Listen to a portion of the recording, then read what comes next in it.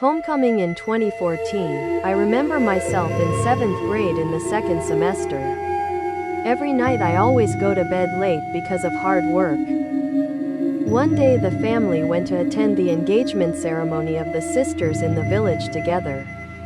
It's a bit far from home, I'm close to the semester exam, I did not go, I have to stay home alone. Try to write down any lessons, mom to stay home. Silent night came and I hurried to bed. I realized that I could not move my arms and legs as hard as anything above. After I tried to open my eyes slowly, something I did not expect. The body of a woman in a white robe, black eyes glazed over at me and slipped over me.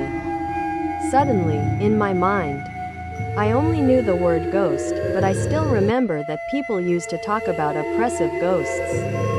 Thinking a little, everything returned to normal.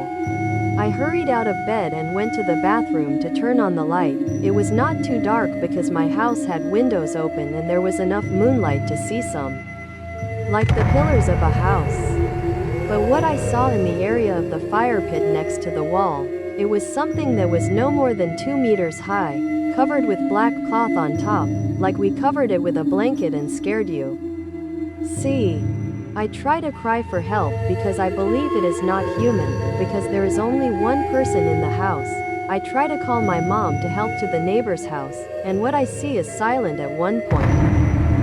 I desperately thought that I might die that night, and not long after the sound of a motorbike coming into my house, I knew for sure that Dad was back. And I tried to open my eyes to look at the lighthouse again. God, it was still there. At the same place, I cried again, then Dad hurried to turn on the light and Mom ran to hug me tightly. After Dad turned on the light, I tried to look at the same place, but there was nothing left. Mom tried to ask why I was crying and I told her I was haunted. A handful of salt and throw it into the house. Veranda in front of the house fell down the stairs.